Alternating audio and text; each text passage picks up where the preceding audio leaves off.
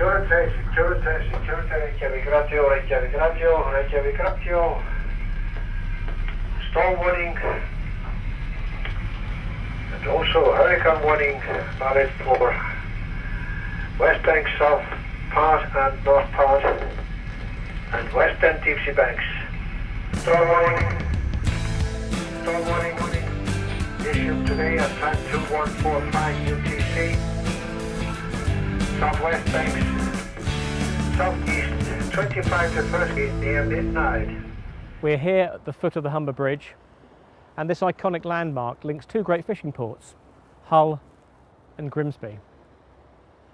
But there is another port linked to Hull and Grimsby that's linked just by the sea, the North Sea through to the North Atlantic, and that port is Vestmannaey in Iceland. 56 years ago, the Hull city, a trawler from Grimsby, carried out the heroic rescue of 8 men from the stricken trawler Gladr. Let's take a look now and see how that rescue played out. And let's see also the bond and the relationship that has grown between Vestmannaey in Iceland and Hull and Grimsby in the intervening years.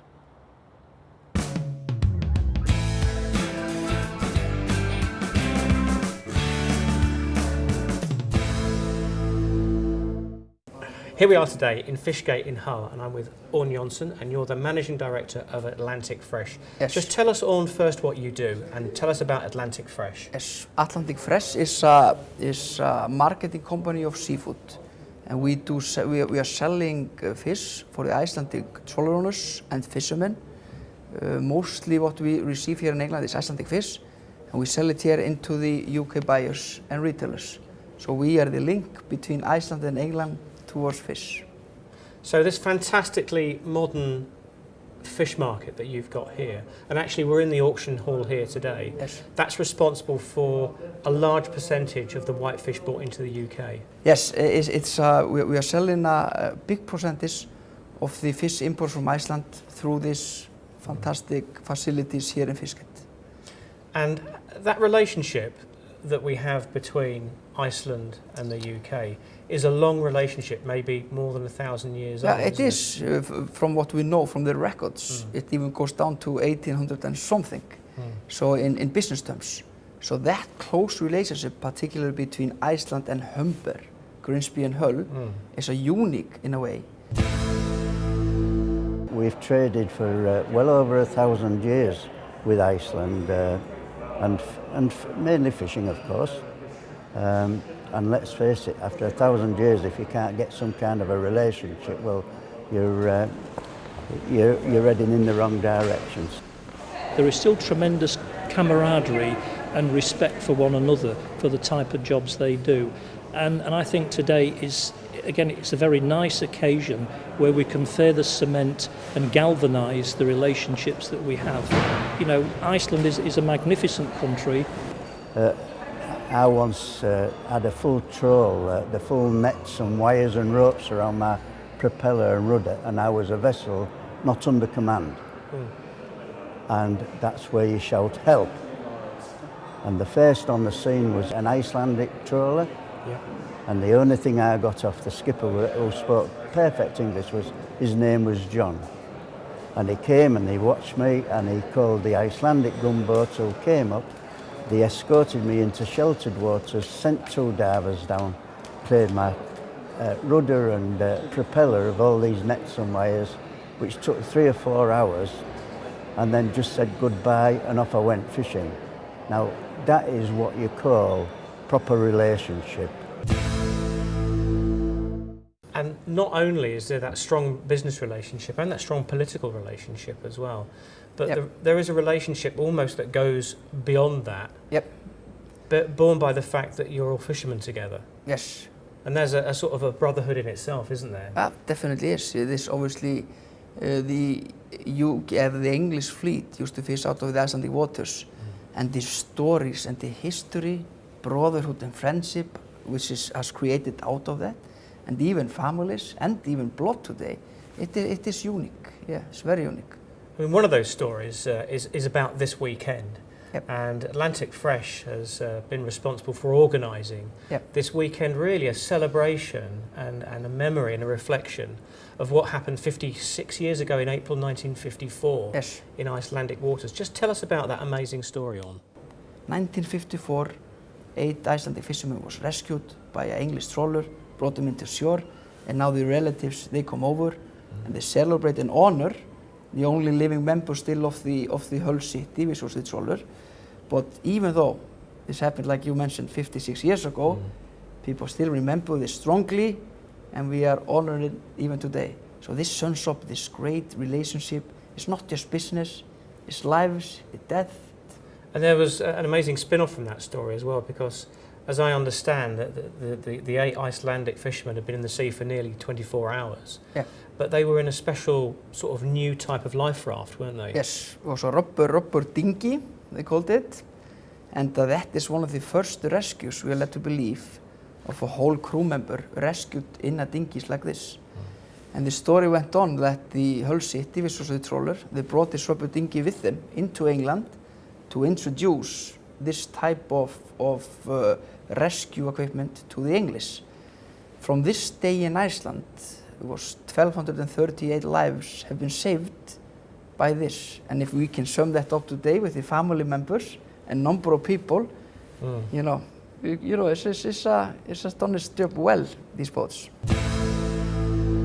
Because of this incident, because of this rescue, which is historical for our nation and for fishermen around Iceland, regulations were changed, so this was mandatory on all boats.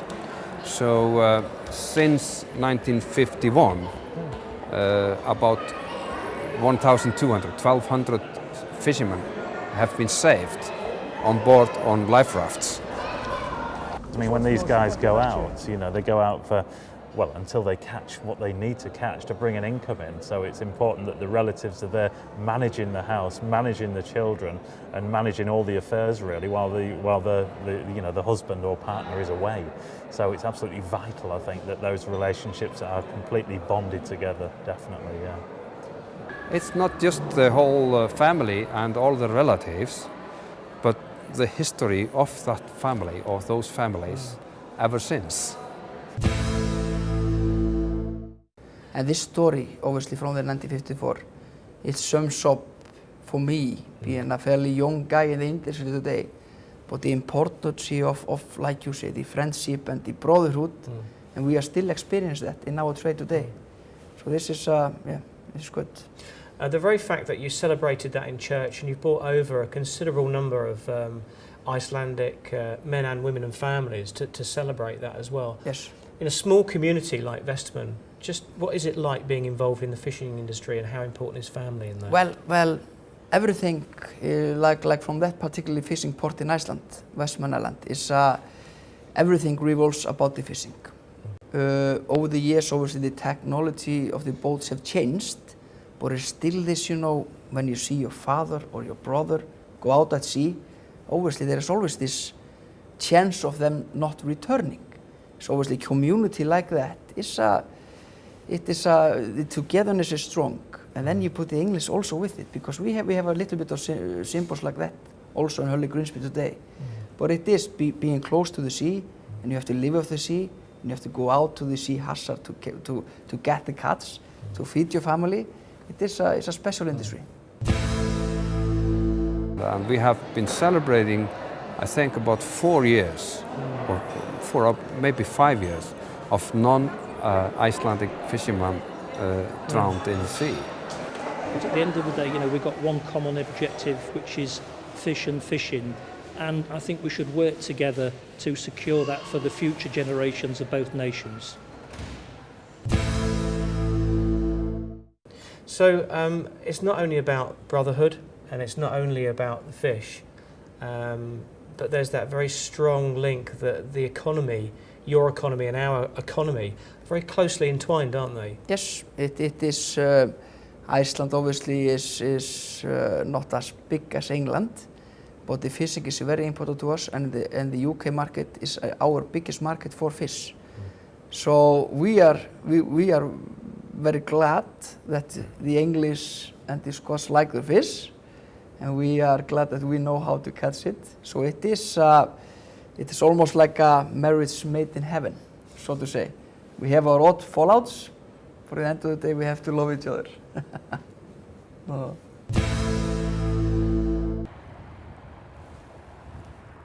As we can see, it's more than trade that links Hull and Grimsby and Vestmannaey in Iceland together. Deep sea fishermen share a bond that only they can know from facing danger day by day. And there's no doubt that no matter where fishermen are from, when those boats come in, everyone breathes a sigh of relief to see that their men are safely home.